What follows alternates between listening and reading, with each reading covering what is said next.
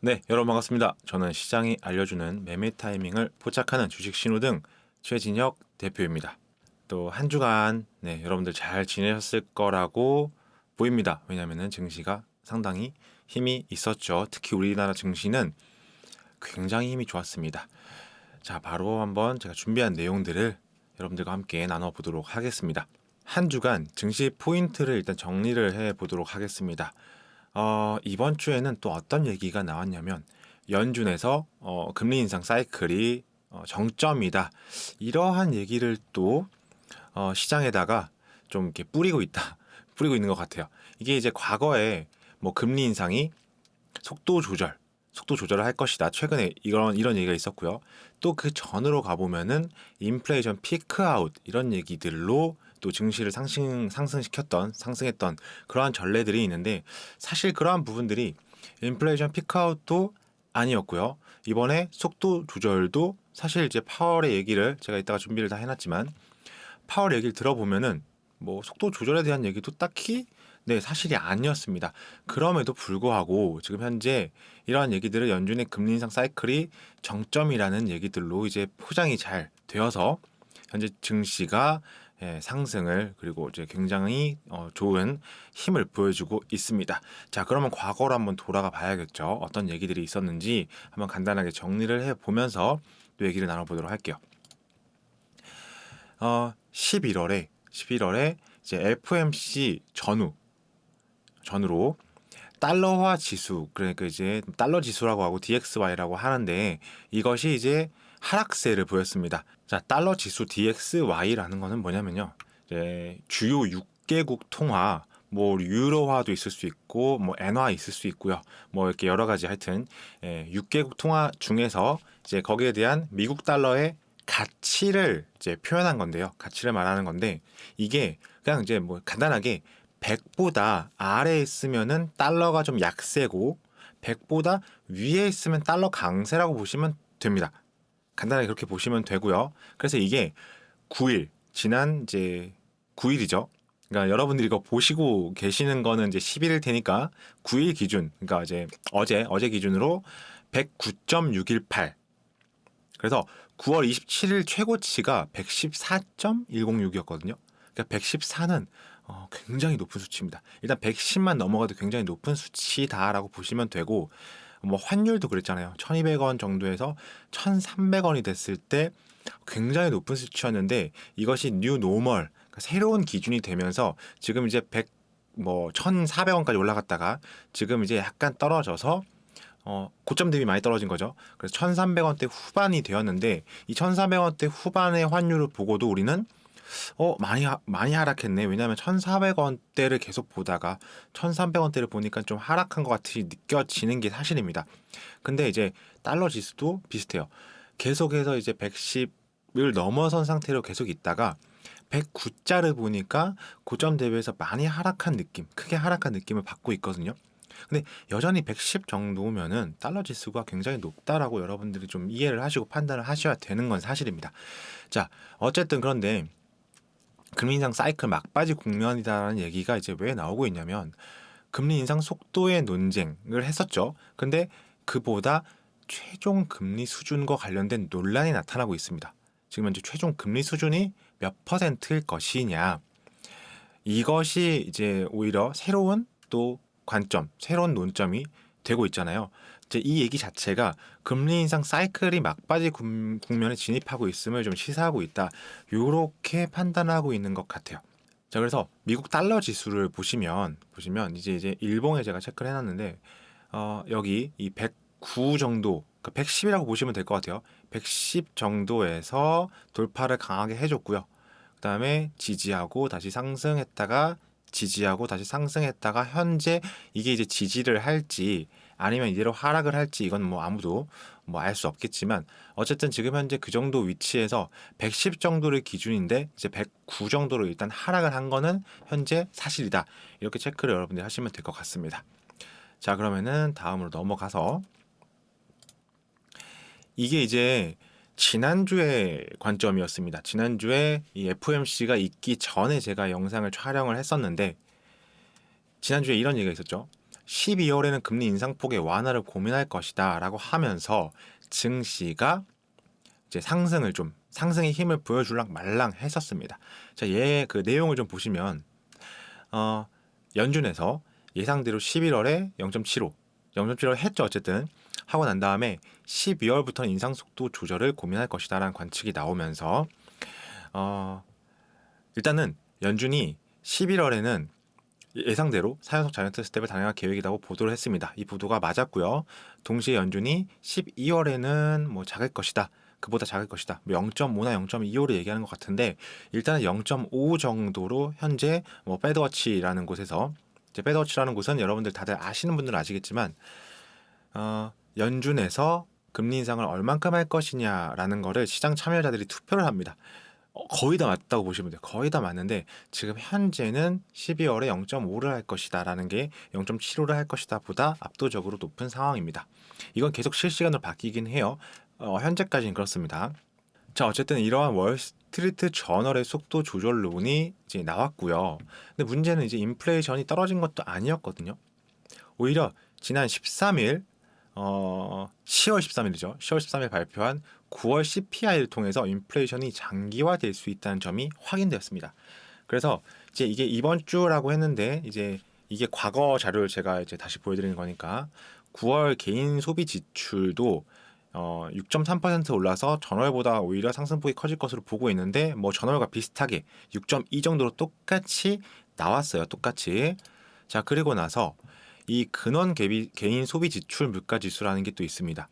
이 근원 개인 소비 지출 물가 지수라는 거는 뭐냐면 식료품 그리고 유가를 제외하고 개인이 소비를 이제 지출을 얼마나 했는가 이런 것들을 보여주는 건데 지금 이제 이 파란색을 보시면 아시겠지만 살짝 떨어졌다가 다시 상승하는 걸 볼 수 있어요.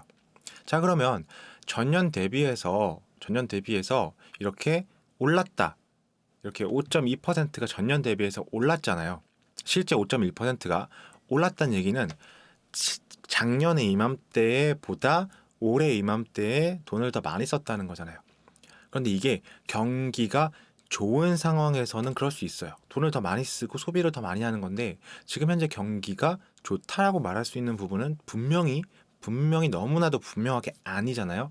이렇게 아닌 상태에서 지출이 늘었다란 얘기는 물가가 올랐다고 볼 수 있고 실제 사람들의 소비는 오히려 줄었다라고도 판단할 수 있는 겁니다.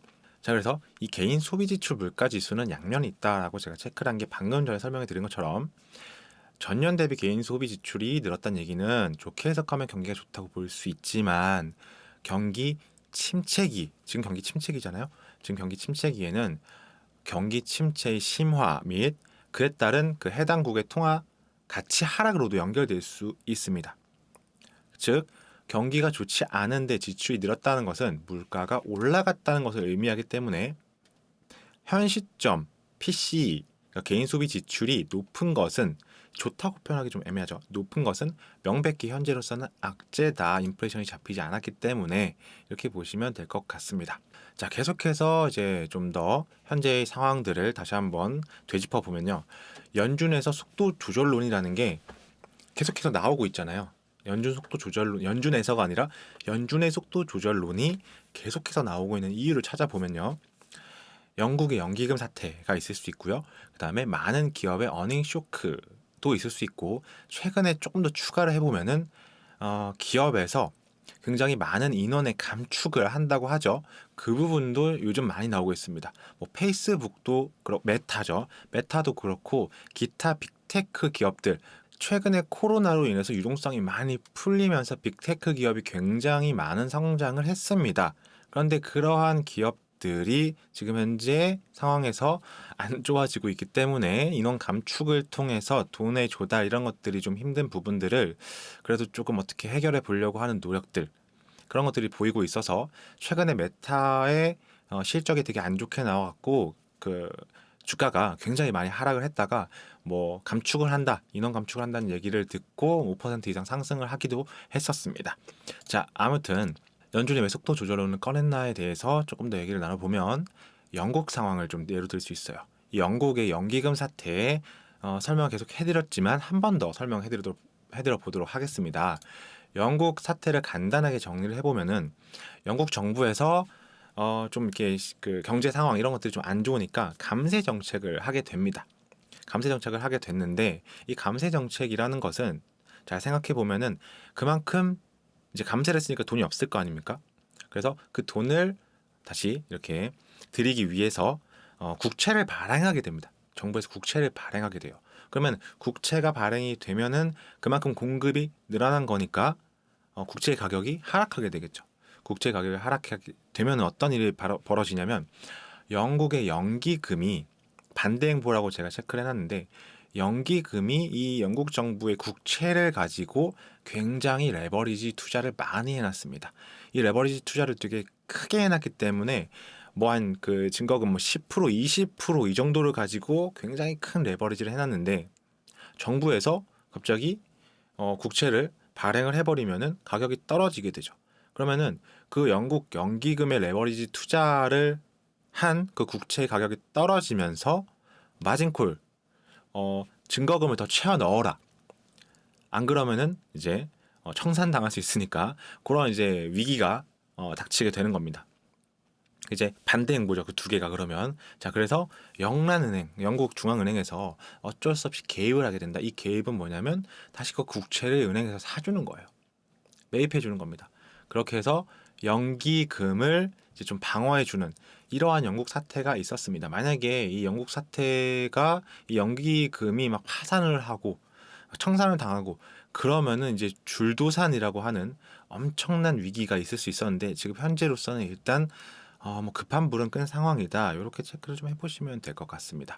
다시 뒤쪽으로 가서 영국의 연기금 사태를 계기로 고강도 금리 인상 연준에서 지금 계속해서 금리 인상을 하고 있는 것이 전 세계에 불러일으킨 강달러 부작용, 뭐 연기금 사태 이런 거죠. 이게 미국의 금융 시스템으로 되돌아올 가능성을 좀 보지 않았나. 그래서 경기 침체도 다양한 경로가 있는데 금융 시스템의 부실로 인한 침체나 위기가 기업 투자 감소에 따른 침체보다 고통의 정도가 훨씬 더 커질 수밖에 없다. 과거에 뭐 리먼 브러더스 뭐 이런 게 있었죠. 그래서 최근에 이제 영국이 굉장히 주목을 받다가 받았었습니다. 자, 이 채권 시장에 신경을 쓰는 이유, 이 규모에 대해서 제가 예전에 한번 설명해 드렸는데요. 전 세계 채권 시장 규모가 제가 이걸 좀 수정을 해야 되는데 죄송합니다. 119조 달러겠죠. 119조 달러면 123경 3,400조 원이라고 하는데 뭐 이제 좀 감이 안 옵니다. 감이 안 오기 때문에 그냥 이제 크게 요 그림을 보시면 되는데 전 세계 채권 시장 규모가 초록색이고 전 세계 주식 시장 규모가 노란색이라고 보시면 됩니다. 자, 그러면은 이게 어느 정도 비교가 되시죠? 채권 시장이 전 세계 채권 시장이 주식 시장보다 훨씬 더 크다. 이렇게 보시면 되고요. 자, 그리고 미국의 채권 시장, 미국 한 나라의 채권 시장 규모가 전 세계 주식 시장 규모보다 더 큽니다. 그렇기 때문에 이 채권 시장에 신경을 쓸 수밖에 없는 거죠. 자, 우리는 그래서 금리를 좀 보셔야 됩니다. 자, 미국의 10년물 국채 금리, 10년 동안 투자를 하면은 금리가 이 정도다라는 거겠죠. 현 시점 4.149 정도 됩니다. 지금 이제 이 차트를 보시면 아시겠지만 어느 정도 이제 고점을 찍고 하락했다가 다시 상승했다가 지금 현재 횡보를 하고 있는 그러한 수준인데 4.2% 정도까지 찍고 내려온 거예요. 자, 그래도 4.1, 4%를 일단 넘으면 제가 어느 정도 기준을 좀 설명해 드리고 있는데 뭐 환율은 과거에 1,200원에서 뉴노멀이 1,300원이다. 그리고 계속 올라주면은 또 새로운 기준이 생길 수 있을 것 같고요. 지금 현재로선 1,300원 그리고 좀 고점이다라고 하면은 1,400원 정도를 볼 수가 있겠습니다. 자, 그리고 아까 DXY 달러 지수 같은 경우에는 110 정도를 기준으로 보시면 될 것 같고요. 물론 높은 기준을 말하는 겁니다. 자, 10년물 국채 금리 역시 어느 정도의 기준이 있습니다. 그게 4%라고 보시면 돼요. 자, 미국 10년물 국채라는 건 뭐죠? 굉장히 안전 자산입니다. 무엇보다도 안전한 자산인데 이 국채의 금리, 게다가 이 10년물 장기 국채의 금리가 4%가 넘어간다라고 하면은 어지간한 이자들은 다 여기를 넘어야 된다는 얘기가 되는 거예요. 당연히 여기에 투자를 하겠죠. 그러니까 뭐 은행에다가 돈을 넣으면 4%보다 덜 준다라고 하면은 누가 은행에다가 돈을 넣겠습니까? 또 뭐 회사채, 상대적으로 안정성이 좀 떨어지는 회사채라든지 각종 채권들, 이런 것들이 이 10년물 국채 금리, 가장 안전한 투자 자산인 10년물 국채 금리보다 수익률이 낮다고 하면은 누가 투자를 하겠습니까? 그래서 보통 10년물 국채 금리가 4%면 어지간한 채권들의 수익률은 이보다 훨씬 더 높아야 되는 것이 사실입니다. 그러면 회사 입장에서 많은 돈을 또 줘야 되는데, 이자로 많은 돈을 지급해야 회사에서 또 돈이, 자금이 이제 조달이 될 것인데, 그거를 지금 못 하고 있는 상황이 된 겁니다.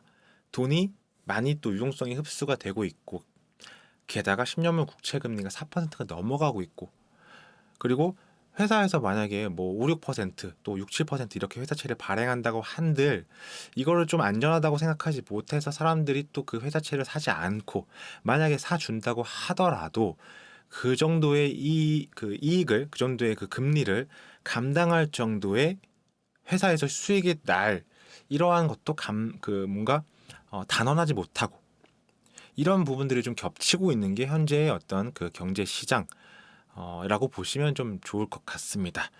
자, 얘기가 지금 이제 잠깐 자를 시간, 잠깐 정지를 할 시간이 된 것 같습니다. 지금 시작하고 한 17분 정도가 지난 것 같은데요. 여러분들, 제가 이런 부분들을 여러분들께 알려드리는 오픈 채팅방을 운영을 하고 있습니다. 아래 보이는 QR 코드를 이렇게 스캔, 그냥 여러분들이 핸드폰을 여셔갖고 카메라 어플 켜신 다음에 이 카메라로 화면을 이렇게 쳐다보시면, 핸드폰으로 보시면 뭐가 뜰 거예요. 그러면은 이제 링크 이동을 하셔갖고 들어오시면 되는데, 비밀번호 코드가 걸려 있을 겁니다. 제가 이제 코드를 최근에 3000 3000으로 해놨습니다. 코스피가 다시 3000을 갔으면 좋겠다라는 마음이죠. 3000 해놨으니까 3000을 누르시고 들어오시면 됩니다. 그러면은 저는 이제 조금 잠시 쉬었다가, 여러분들 차 한잔 하시고 잠깐 쉬었다가 또 돌아오도록 하겠습니다. 여러분들 차 한잔씩 하시고 오픈 채팅방 들어오셔서 제가 드리는 전략, 이런 뉴스들 받아보시기를 바랍니다. 잠시 후에 뵐게요. 네, 여러분, 노란톡에 오시면 어려운 시장에서도 최고의 대응할 수 있는 방법, 주식 신호등이 알려드립니다. 우측 하단에 QR코드 보이시죠? 카메라 앱 켜시고 우측 하단에 QR코드를 스캔하시면 바로 실시간 오픈 채팅방에 입장 가능합니다. 들어오시면 제가 뭐 장중에 드리고, 그 다음에 장 시작하기 전, 그 장 마감, 이런 시황 다 드리고 있으니까요. 여러분들 함께 공부하면서 시장 대응 최고로 한번 해보겠습니다. 많은 참여 부탁드립니다. 네, 여러분들 지금 다들 조심히 들어오고 계시죠? 네, 그러면 저는 추가적인 얘기들을 한번 여러분들과 나눠보도록 하겠습니다. 자, 10년물 국채 금리 까지 얘기를 했고요. 자, 10년물 국채 금리가 4.2%, 고점 대비 고점 4.2%, 이 국채 수익률의 상승이 굉장히 좀 문제가 됩니다. 뉴욕 타임즈에 따르면요, 지난주에 4.22로 마무리가 됐어요. 이게 12주 연속 상승인데 이번 주는 좀 두고 봐야 될 것 같아요. 1984년 이후 가장 긴 오름세입니다. 자, 10년물 국채 금리가 4.2%를 넘은 게 2008년 이후 14년 만에 처음입니다. 그러니까 여러분들 이제 4.2% 이러고 뭐 많이 올랐습니다 라고 하면 와닿지 않는데, 1984년 이후 가장 긴 오름세, 그리고 2008년 이후 14년 만에 처음이다 라고 얘기를 하면 조금 와닿으시나요? 조금 와닿으셨으면 좋겠어요. 이 10년물 국채 금리. 자, 이 수익률의 상승, 금리의 상승이라는 게 이제 다시 말하면 채권의 가격이 하락하고 있다는 뜻입니다. 자, 이거를 이해를 하려고 하면은 채권 가격이 떨어지는데 금리는 오르고, 뭐 채권 가격이 상승하면 금리가 떨어지고, 요렇게 이제 좀 그냥 단순하게 받아들이시는 게 좀 더 편합니다. 왜냐면 이거를 이제 이해하려고 하면 굉장히 많은 예를 들어야 되고 설명하려면은 막 30분, 1시간씩 걸리기 때문에 그냥 간단하게 국채 금리가 상승을 하면은 채권 가격이 떨어지고 있다는 뜻이다, 이렇게 반대로 그냥 이해하시면 돼요. 반대로 생각하시면 돼요. 자, 돌려 말하면 국채 시장에서 팔려는 이들만 많고요. 사려는 이들은 적다는 것입니다. 자, 다시 한번 수익률이 오르고 있다는 얘기는, 자, 그러니까 여러분들 이렇게 생각해 보세요. 금리가 이렇게 올라서 좋은 거면은 많이 살 것 같잖아요. 보통의 상품이면 그렇죠. 금리가 많이 올라왔고 좋은 거니까 사야지. 이렇게 이해를 간단하게 이제 가볍게 하시면 안 되고 이 국채 금리와 채권 가격은 반대로 되어 있어서 이게 이제 이게 후로 약간 좀 뒤늦게 이 4.2가 된다. 요렇게 이해해도 될까?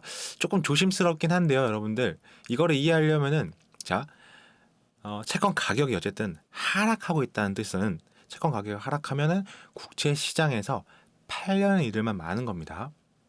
막 사람들이 파니까 가격이 하락하겠죠? 사려는 이들은 적죠? 그러면은 이 금리가 오르는 거예요. 떨어지면 떨어져서 금리가 오릅니다. 그냥 이렇게 받아들이세요. 자, 그래서 거래의 유동성이 줄어들게 되죠. 그래서 이 재무부 장관, 제닛 옐런이라는 재무부 장관 있잖아요, 지금 미국에. 이분이 국채 시장의 유동성 상실이 우려된다라고 발언한 바가 있습니다.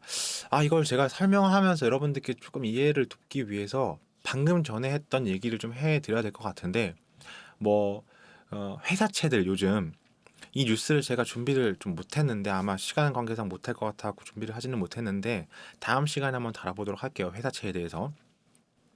최근에 이제 흥국생명 관련해서 이슈가 나왔습니다. 뉴스를 보신 분들은 이제 아시겠지만 흥국생명에서 회사채를 발행을 하고 그것을 좀 이제 관행적으로 갚았다가 다시 발행을 하고 이런 것들이 좀 관행화되어 있는데, 그거를 우리가 반년 있다 하겠다라고 얘기를 하는 순간 신뢰가 떨어졌습니다.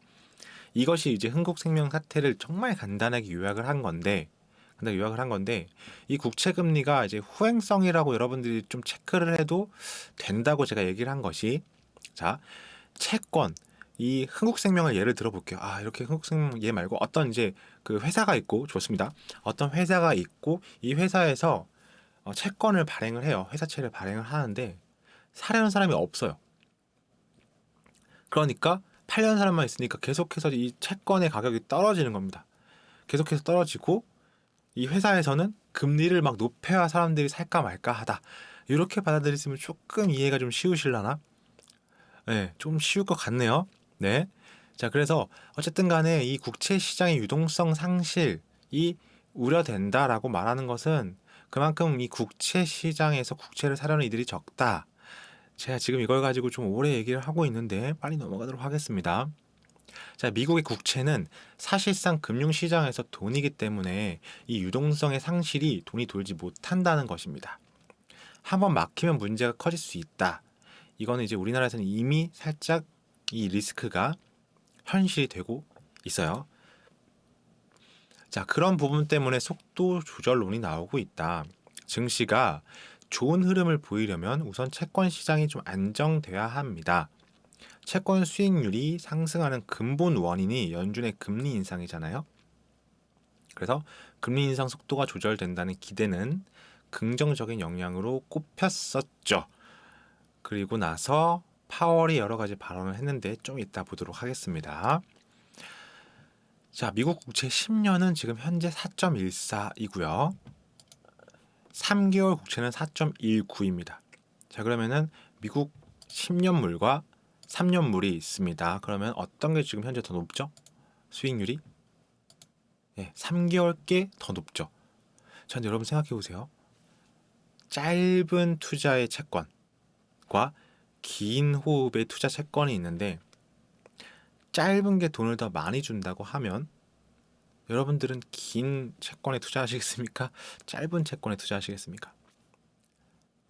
당연히 짧게. 자, 적금을 그냥 생각해 볼게요. 적금을 뭐 보통 이제 2년, 1년 만기, 2년 만기 하는데 5년 동안 적금을 꾸준히 넣으면은 수익률이 높아야 사람들이 오래오래 적금을 뭐 5년짜리, 10년짜리를 넣겠죠. 그런데 지금 3개월, 고작 3개월짜리의 금리가 수익률이 10년짜리보다 더 높은 현상이 발생했습니다. 이것을 국채의 장단기 금리 역전 현상이라고 얘기를 합니다. 자, 보통 제가 뒤에다 적어 놨겠죠? 여기네요. 주로 단기 금리가 기준 금리의 인상으로 인해 높아집니다. 단기 금리는. 그리고 장기 금리는 미래에 대한 불확실성, 뭔가 침체가 일어날 것 같은, 조금 뭐 안 좋을 것 같은 그러한 인식으로 인해서 낮아집니다. 그럼 장기 금리가 낮아지고, 뭐 낮아졌다기보다는 어쨌든 이 두 개를 비교했을 때 단기 금리가 좀 더 높다라고 하면은 과거 역사에서 10년과 2년물의 금리 역전이 발생하고 시간이 흐른 후 경기 침체가 대부분 발생했고, 또 10년물과 3개월물도 마찬가지예요. 그런 이제 그 금리 역전 현상이 발생하면은 미국에서 보세요. 미국에서 보시면 13번, 그러니까 지난 13번의 경기 침체를 분석해 볼 때 그 중에 10번 정도는 장단기 금리 역전 현상이 발생한 1, 2년 후에 경기 침체가 발생했다고 하고요. 또 경기 침체를 어떠한 시선으로 보느냐에 따라서 지난 13번의 경기 침체 모두 다 장단기 금리 역전 현상이 발생한 후에 경기 침체가 발생했다고 합니다. 이제 뭐 이 기준에 따라 다를 수 있는데, 자, 제가 준비한 걸 보시면은 이게 이제 3개월, 이 3개월과 10년물이 역전됐을 때, 여기 보시면 역전됐죠. 이 선 아래가 금리 역전이 된 걸 말하는 거예요.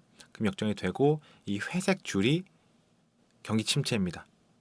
여기도 마찬가지로 역전되고 나서 경기 침체, 역전되고 나서 경기 침체, 그리고 역전되고 나서 경기 침체 살짝 왔죠. 이건 코로나 때고요. 그리고 지금 현재 이 선을 살짝 아래로 내려와 있는 상황이고요.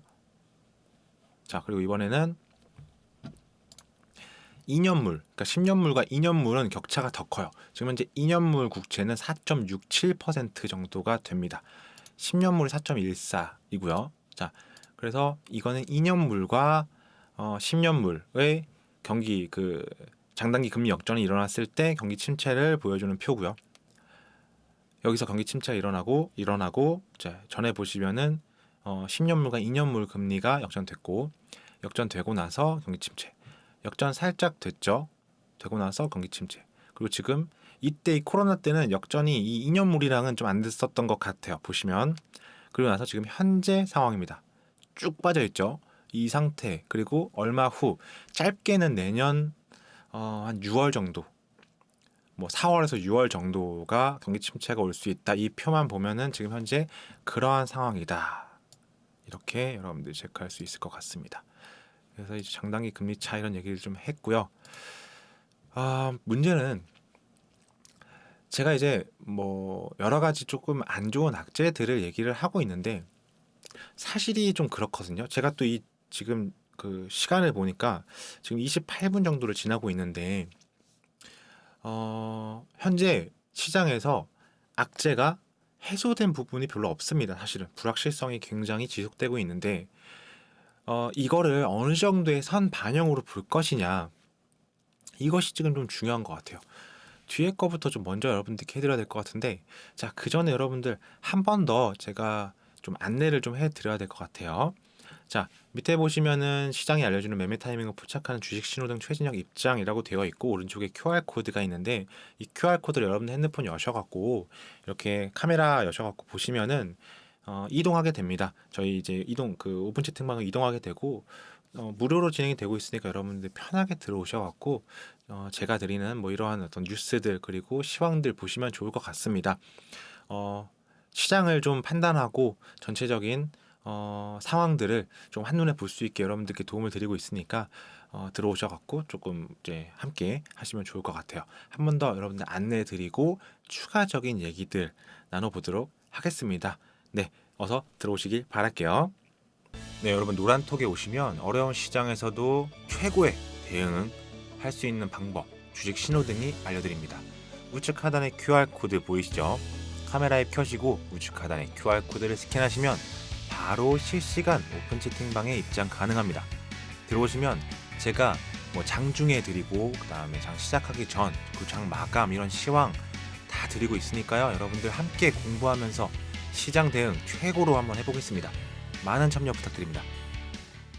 네, 여러분들 잘 들어오고 계시죠? 제가 이제 시장의 어떤 그 부정적인 어떤 이슈들 이런 것들을 좀 얘기를 하다 보니까 여러분들이 조금 의아해하실 수도 있을 것 같아요. 저 사람은 저는 왜 저렇게 이제 안 좋은 얘기들을 좀 많이 하는 걸까? 이렇게 좀 판단을 여러분들 하실 수도 있을 것 같아 갖고 제가 이제 자꾸 지난 한 주를 되새기고 뭐 이런 것들을 좀 얘기를 좀 먼저 드리고 나서 추가적인 얘기를 좀 드려야 될 것 같습니다. 자, 일단 지난주 파월의 기자회견을 좀 정리해 보도록 하겠습니다. 보시면은 인플레이션을 낮추려면 추세 의하의 성장이 지속될 가능성이 있음. 그리고 올해 금리 인상이 지나친 수준이 아님. 최종 기준금리 레벨까지는 아직 갈 길이 먼 상황. 금리 인상의 일시 정지를 논하기는 아직 이르다. 고용은 매우 강력하고 가계 재정 건전성도 준수하다. 이는 물가 둔화를 지연시킨다. 인플레이션이 계속 지속될 거라는 얘기죠. 자, 부동산 시장은 기준금리 인상에 따른 영향을 받고 있으나 여전히 코로나 이전보다 높은 가격이다. 이렇게 얘기를 좀 하고 있고요. 실업률은 최저 수준을 유지 중이고 소폭 상승하더라도 고용시장은 견고하고 유지될 것이다 라고 얘기를 하고 있고, 아직 고용시장의 둔화, 임금 상승률 둔화 시그널이 뚜렷하게 안 나왔다. 세계 경제가 어려움을 겪고 있지만 미국 경제는 강력하다. 이거는 제가 이제 간단하게 좀 설명해 드리면, 미국의 그 부동산에서 이건 좀 얘기를 해드려야 될 것 같아서, 미국 부동산의 변동금리 수준이 1%밖에 안 된대요. 근데 이제 우리나라로 넘어오면 그게 60%, 70% 이렇게 되거든요. 그러니까 뭐 지금 이제 금리를 인상을 하더라도 그 고정금리 비율이 높기 때문에 어느 정도 버틸 수 있다라는 거죠. 그래서 이제 다른 나라들, 특히 변동금리가 높은 비율을 가진, 게다가 부채가 높은 나라들, 뭐 우리나라 같은 나라들은 똑같이 따라가기 좀 어려운 거죠. 이제 미국이 지금 4%고 금리가, 한국 금리가 지금 3%인데 1% 차이가 나고 있어요. 그렇다고 해서 이거를 따라잡으려고 다음 우리 한국 금리 인상을 뭐 1%씩 하고 이렇게 따라가게 되면은 가계부채가 터질 수밖에 없겠죠. 변동금리도 많으니까. 자, 이런 부분 때문에 미국에서는 뭐 경제가 강력하다, 미국 경제는 좀 튼튼하다 이렇게 계속 얘기를 좀 하고 있는 것 같은데, 사실 한 번 더 그 꽈서 보면은 변동금리가 높지 않고 고정금리가 높은데 계속해서 은행의 뭐 미국의 금리가 높아지면 그만큼 은행이 좀 위험하다라고 볼 수도 있지 않나라는 생각도 듭니다. 자, 어쨌든 높은 물가 수준, 인플레이션이 이어지고 있고요. 금리 속도 조절이 가능하다고는 했어요. 가능한데 그 가능성이 점차 감소하고 있다. 자, 왜냐? 기준금리 인상이 종료되더라도 그 수준에서, 자, 인상이 종료되는 거지 인하한다는 얘기가 아니거든요. 근데 이거를 이제 높게 뭐 4.4% 후반 혹은 5% 그리고 5% 중반까지도 얘기가 나오는 이 상황에서 이렇게 올려놓고 그 수준에서 한동안 유지가 될 것이다.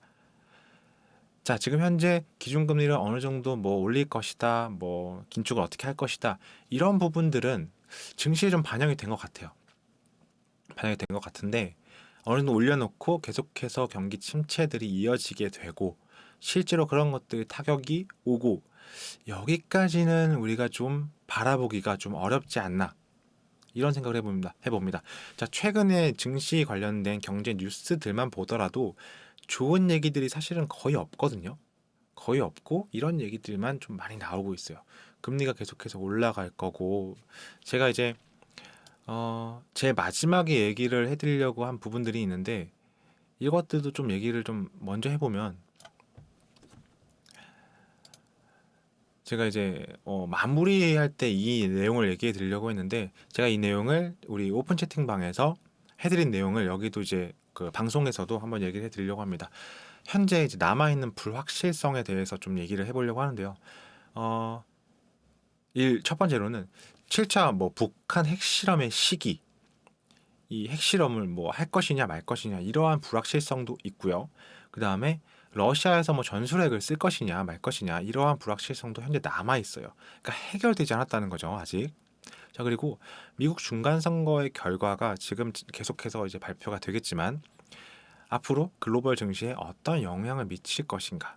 자, 이것도 이제 얘기만 들어보면 현재 공화당이 좀 앞설 것 같고 공화당이 되면 증시에 좋다라고 얘기를 하는데 지금 이게 이미 선반영이 돼서 올랐다라고 만약에 판단을 한다면 그러면 앞으로 어떻게 될 것이냐에 대한 불확실성이 또 있는 거고요.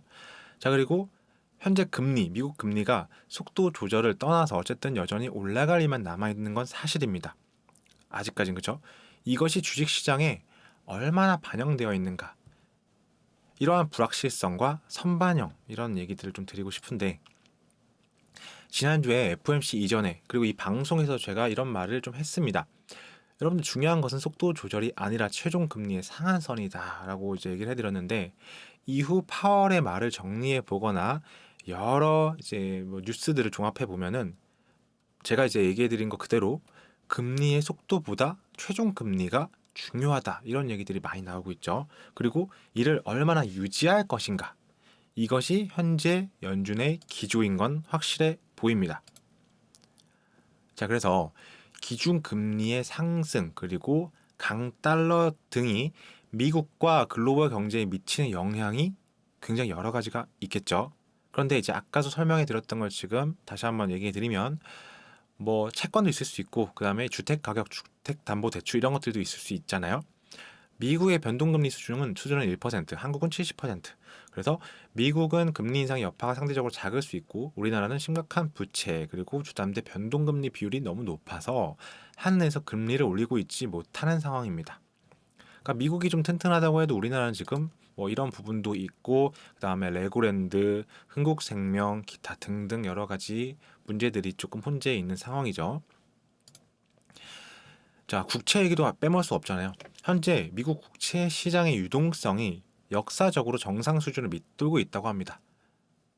아직까지 뭐 이게 표면 위로 드러나갔고 문제가 발생 뭐 하면은 안 되겠지만 미국 국채의 소비자 1위가 연준입니다.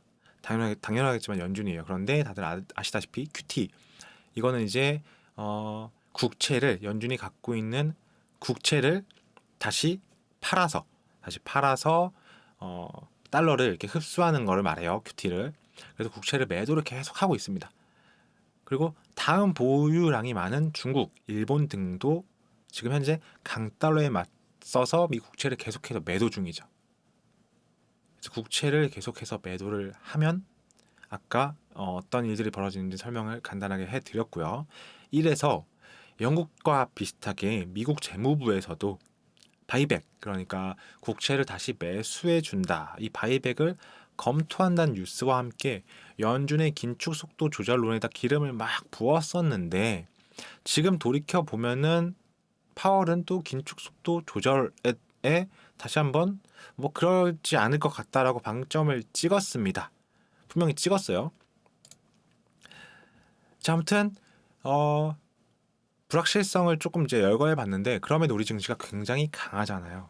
그러니까 이제 당장 이를 해석하자라고 하면은 뭐 여러 가지 얘기들이 있었어요. 뭐 중국의 머니가 들어왔니 뭐 여러 가지 얘기들이 있었는데 사실 뭐 구체적인 이유를 떠나서 악재들이 어느 정도 반영이 되었고 적어도 이제 주식 시장엔 말이죠. 아직 부동산 시장은 이런 금리 인상이나 증시 뭐 여러 가지 악재들 이런 것들이 뭐 다 반영되지는 않은 것 같아요. 굉장히 천천히 반영이 되고 있고 급금매 매물만 매수를 하게 되고 뭐 많이 빠졌다고 해서 부동산에 가봤더니 매물이 뭐 그렇게 없던데요. 빠진 매물이 없던데요. 자, 이 얘기는 급금매가 아니면은 매수자가 없다는 얘기입니다. 그런데 아무래도 이 증시는 뭐 간단하게 사고 팔 수 있어서 그런지 모르겠지만 코인도 그렇고 증시도 그렇고 어느 정도 좀 선반영돼서 많이 빠진 것은 사실인 것 같아요. 고점 대비 뭐 50% 이상 빠진 게 수두룩하죠. 그래서 제가 이제 위에서 설명해드린 여러 가지 악재들 이러한 상황들이 모두 다 현실화되어서 악재로 갑자기 다 덮치지 않는 이상 긴 횡보장이 연출될 수도 있을 것 같습니다.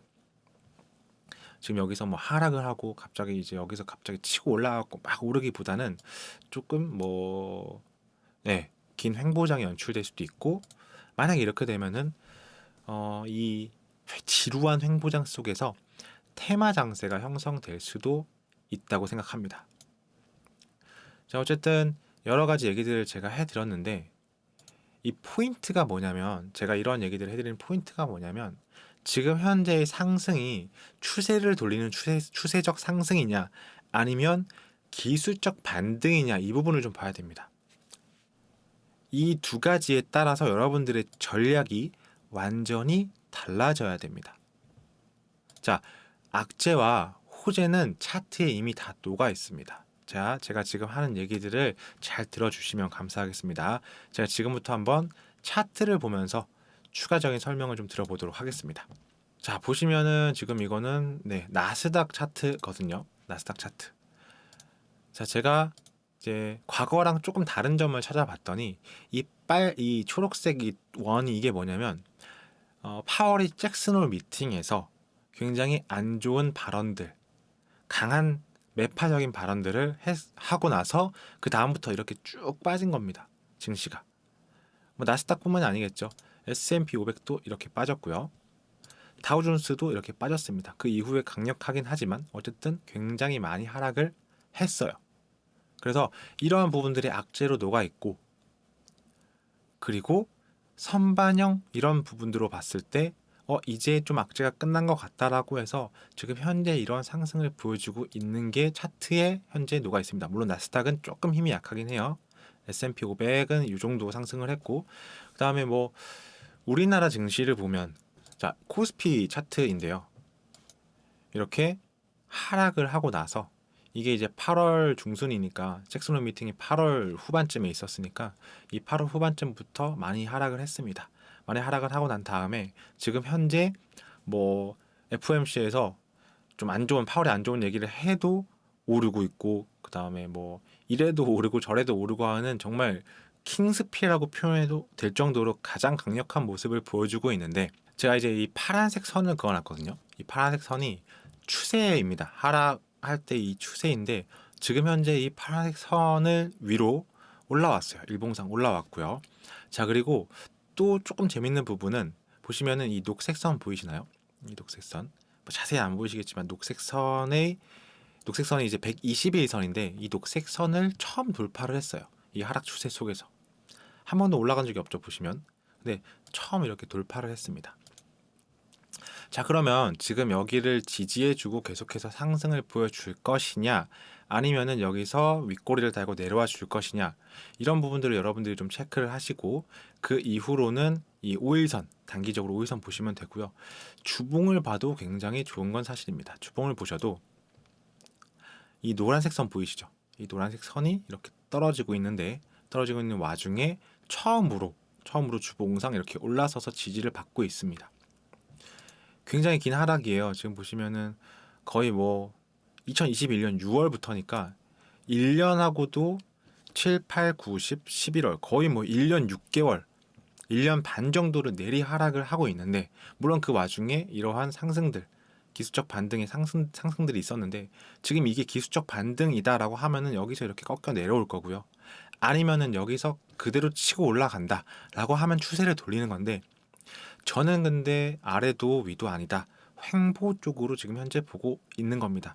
자, 왜 그렇게 보고 있냐면, 제가 그리고 왜 자꾸 어떤 악재 그리고 호재라고 말할 수 있을 만한 것들은 사실 많이 찾지는 못했거든요. 그러니까 호재라기보다는 지금 현재 악재를 조금 희망적으로 덮을 수 있는 약간의 희망적인 희망사항들이잖아요. 그러니까 악재가 해소되지 않으면, 뭐 물론 이제 주식이라는 게 그렇게 돌아가는 시장이긴 합니다만, 차트가 곧 호재, 차트가 곧 긍정적인 뷰로 보이는 거예요. 그러니까 악재들이 혼재해 있습니다. 여전히 악재들이 혼재해 있는 상황에서 이 차트를 보면은 호재다, 이렇게 말하면 조금 어려울 수 있겠지만 사실이 그래요. 상승하고 있습니다. 그렇죠? 그래서 제가 지금 하고자 하는 얘기가 뭐냐면, 여러분들이 만약에 지금 현재 주식시장에서 조금 베팅을 하겠다, 뭐 수익을 현재 내고자 하겠다라고 하면은 이 장기적인 관점과 단기적인 관점에 대한 뷰를 분명히 하셔야 됩니다. 자, 장기적인 관점을 다시 한번 보시면 하락하는 도중에도 상승을 보여줘요. 여기서도 그랬고요.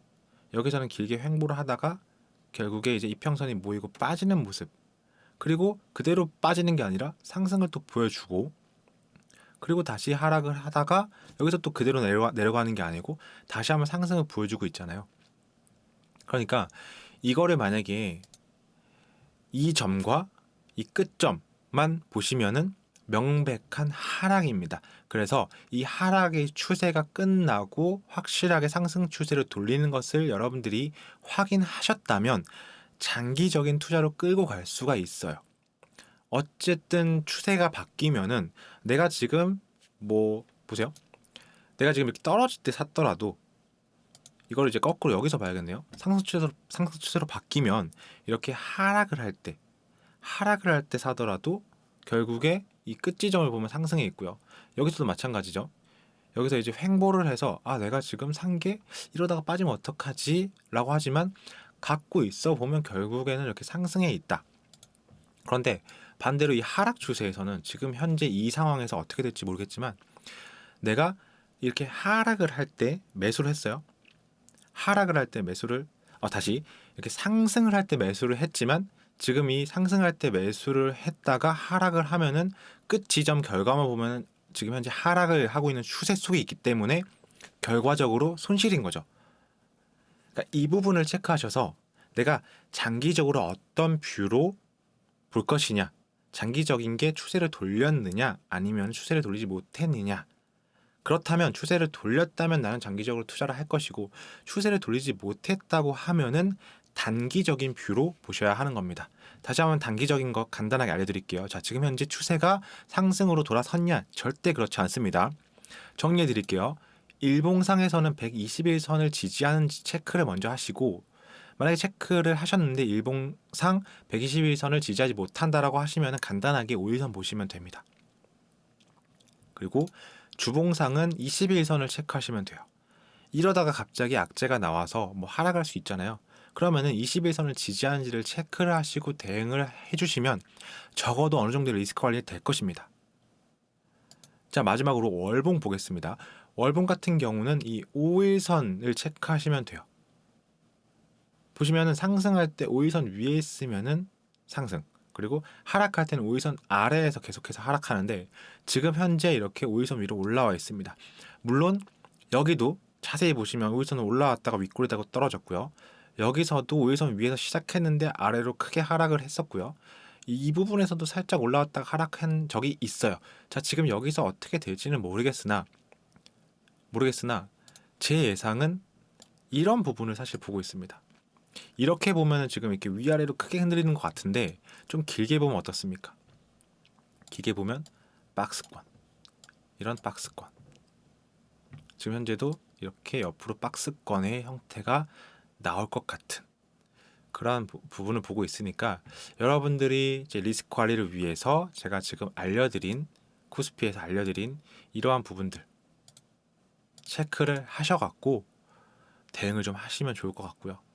만약에 내가 좀 크게 좀 길게 정말 수익을 내고 싶다라고 하시면 추세가 확실하게 돌아서고 악재들 어느 정도 해소되는 것을 보고 접근해도 상승 추세 속에서는 절대로 늦지 않습니다. 저는 계속해서 오픈 채팅방에서 여러분들이 기다리고 있을 거고요. 오픈 채팅방에서 여러분들께 이러한 전략들을 드릴 거니까 지금 바로 입장하셔갖고 코드 3000 누르셔서 들어오시길 바라겠습니다. 자, 저는 지금까지 시장이 알려주는 매매 타이밍을 포착하는 주식 신호등 최진혁 대표였습니다. 다음 주에 또 여러분들께 유익한 내용으로 찾아뵙도록 하겠습니다. 감사합니다.